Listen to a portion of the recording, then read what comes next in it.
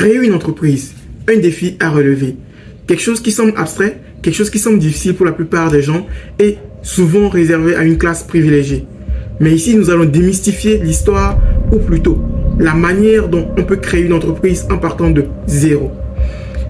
Talk2Show, c'est la chaîne YouTube qui est dédiée aux entrepreneurs prospères, aux jeunes innovateurs, aux jeunes personnes qui veulent créer de l'impact et laisser une trace en Afrique. Talk2Show, c'est une chaîne qui va nous permettre à tous et à toutes d'interpeller, d'apprendre des plus grands entrepreneurs grâce à leur histoire, grâce à leurs difficultés et surtout grâce à ce qu'ils ont à partager avec nous. Bienvenue sur ma chaîne, moi c'est Hugues Bamassi Bassim Soué et oui, je suis là pour vous présenter comment devenir un entrepreneur prospère.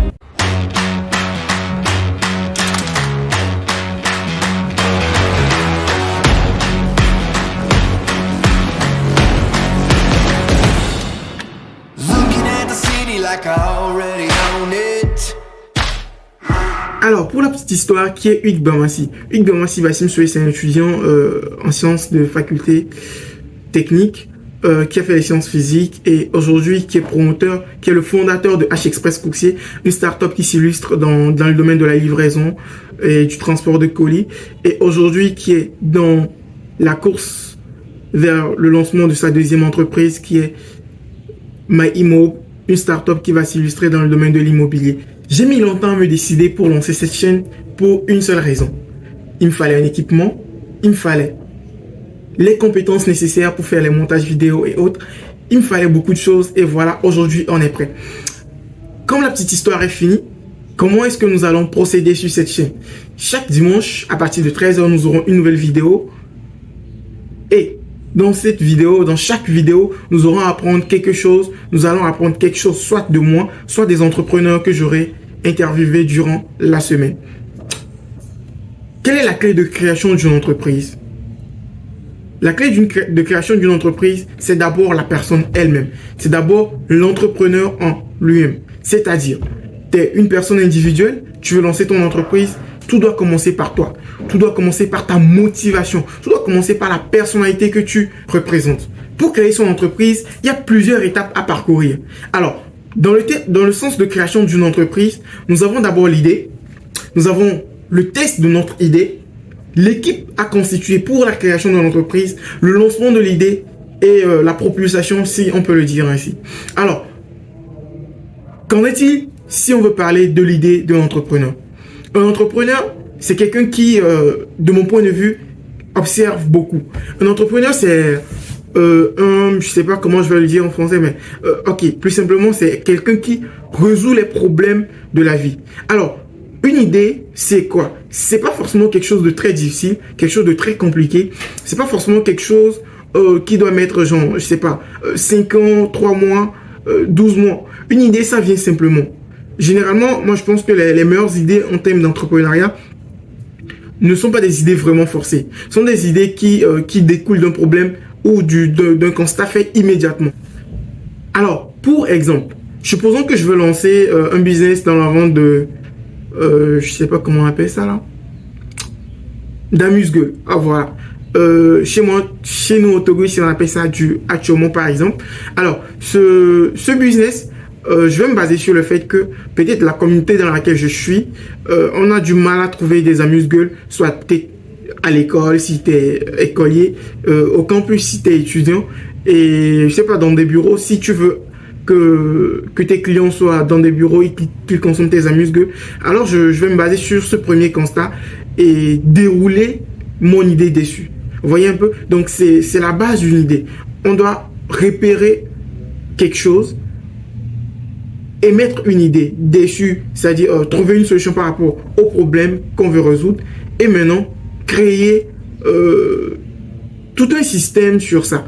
Donc, pour créer une entreprise, en fin de compte, ce n'est pas une question de passer des mois à réfléchir, des années à réfléchir ou, comment dirais-je déjà, solliciter, je sais pas, des millions de personnes. Alors, une entreprise, c'est accessible à tout le monde. Sérieusement, on n'a pas besoin d'être riche ou pauvre. Pour créer une entreprise, on peut quitter vraiment de zéro et arriver aux millions de, je sais pas, millions de dollars et millions d'euros, millions de francs CFA. Vous voyez? Créer une entreprise, c'est d'abord chercher à résoudre un problème. C'est chercher à faire quelque chose plus facilement. De nos jours, créer une entreprise, c'est d'autant plus facile grâce à la venue des IA et autres. Mais nous en parlerons dans une autre vidéo. Alors, en parlant des étapes de création d'une entreprise, nous avons parlé de l'idée, mais nous allons aussi parler du test. Alors, c'est quoi tester son idée? Alors, à mon avis, tester son idée d'entreprise, c'est simple. C'est partir du constat qu'une idée n'est vraie, ou plutôt n'est faisable que sur le terrain. En tout cas, c'est comme ça moi je travaille. C'est comme ça je teste mes idées et je sélectionne les meilleures pour transformer en de véritables entreprises. Alors, tester son idée, c'est partir sur le terrain, réellement. C'est aller à la rencontre de ses potentiels clients. Tester son idée, c'est relever le défi de soumettre la réalité, ok, à l'imaginaire. Supposons, comme je parlais avec l'exemple des amuse-gueules, des gâteaux appelés Achomon ici au pays. Alors, si je veux tester cette idée, c'est simple.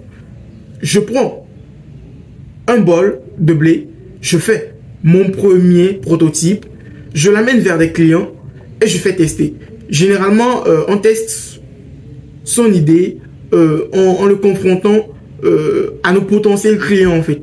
Donc, si je fais mes amuse-gueules et je les apporte dans, je vais dire, comment je vais les appeler, mes clients potentiels ou plutôt dans ma communauté, je vais faire goûter ces amuse-gueules à cette communauté qui va les acheter. Mais est-ce que c'est gratuit? Est-ce que ce sera payant? On verra cela aussi dans une autre vidéo. Mais aujourd'hui, nous allons parler comment réellement de comment tester cette idée. Alors, ces clients potentiels, en testant mon idée, vont me faire des remarques. Ils vont me donner le bon et le mauvais. Comment ça marche? Alors, certains, la plupart d'entre eux vous diront ce que vous avez fait, c'est pas bon. Ce que vous avez fait, c'est pas bon. Mais ne vous diront jamais comment améliorer. Vous voyez un peu? La plupart vous diront ok, ce produit que vous avez fait, non, je ne voudrais pas le consommer encore. Non, il est trop comme ça, il est trop comme ça. Mais on s'en fout en fait. Vous voyez, on s'en fout. Ceux qui font des remarques, c'est-à-dire ceux qui vous contredisent, ne vous font pas des remarques plutôt, ne sont pas des personnes à écouter. Ce que vous devez écouter, c'est ceux qui vont vous donner le bon. C'est-à-dire la personne vous dira, ok, votre gâteau ou bien votre amuse-gueule, ok, il est trop sucré, je préférerais qu'il soit moins sucré. Quelqu'un d'autre vous dira, ok, il est un peu plus dur, je préférerais qu'il soit un peu mou. Alors il vous dira, ok, si vous voulez qu'il soit mou, je pense que vous devrez aborder cette personne ou celle-ci pour avancer. Ou au cas contraire, déjà en vous faisant la remarquer, en vous donnant son point de vue exact sur votre idée, vous verrez que ça va changer quelque chose. Vous voyez un peu? D'autres personnes vous diront, ouais, votre idée, elle est magnifique, elle est bonne, continuez, je vous encourage. Et oui, c'est de ça on a besoin. Alors, voici comment tester son idée, aller sur le terrain, soumettre son idée au potentiel client, au potentiel consommateur de votre idée et tester-la réellement. Faites en sorte que votre idée ne reste pas dans votre tête. Vous voyez un peu? C'est la différence entre un entrepreneur à succès et une personne lambda. Il n'y a pas de discrimination en entrepreneuriat. Il n'y a pas de différence entre deux entrepreneurs. Ok? Alors, pour cette première partie, nous avons parlé de l'idée et du test. Nous allons ensuite parler de l'équipe. Mais cela sera dans une prochaine vidéo. Alors, si tu as aimé, tu as apprécié le potentiel partagé aujourd'hui dans cette première vidéo, commente cette vidéo, donne-moi ton point de vue sur ce que c'est qu'un entrepreneur, quelle est la différence entre un entrepreneur à succès et une personne qui reste calée dans ses rêves. Donne-moi ton point de vue sur comment obtenir une idée, comment tester son idée et surtout n'oublie pas de liker, d'abonner et de partager avec tes amis car je suis sûr que cette vidéo aidera plus d'un d'entre nous. Merci.